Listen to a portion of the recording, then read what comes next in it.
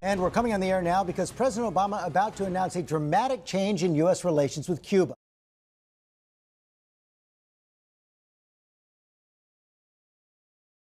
Good afternoon. Today, the United States of America is changing its relationship with the people of Cuba. What's the heck?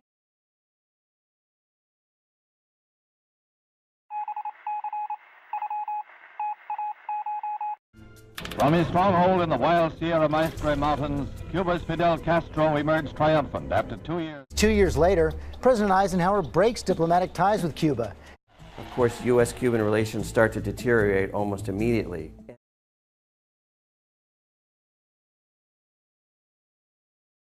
But Kennedy imposes a full trade embargo on Cuba. It will come to be the symbol of U.S.-Cuba relations for the next 50 years.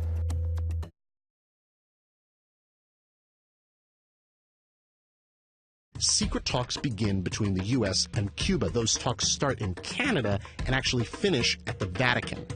Negotiations lead to this week's release of Gross, as well as a U.S. spy. In return, the U.S. releases 3 Cuban spies.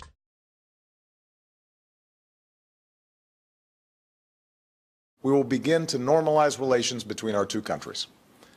Through these changes, we intend to create more opportunities for the American and Cuban people. The U.S. will reestablish an embassy in Havana, some financial restrictions will be lifted, and limited travel to Cuba will finally be allowed.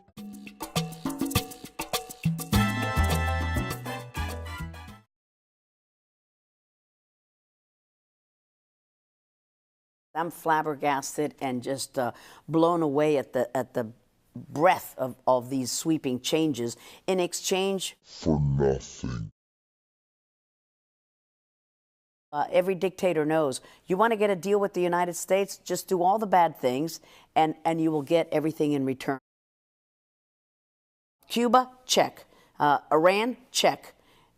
North Korea, who knows, check. Israel next, check. Nada has changed. So what's wrong with trying something different, a new way? Well, unfortunately, I think this announcement today is going to be remembered as a tragic mistake.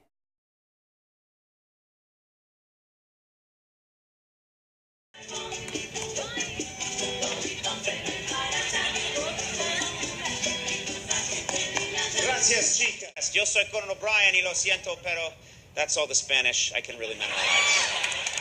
As many of you know, this is a very historic time.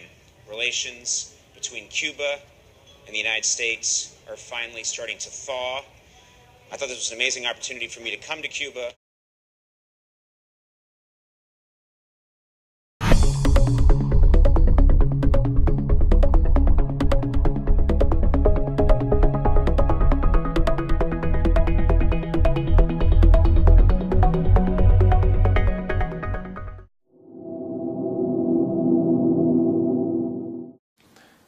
I do not expect the changes I'm announcing today to bring about a transformation of Cuban society overnight. But I am convinced that through a policy of engagement, we can more effectively stand up for our values and help the Cuban people help themselves as they move into the 21st century. Thank you.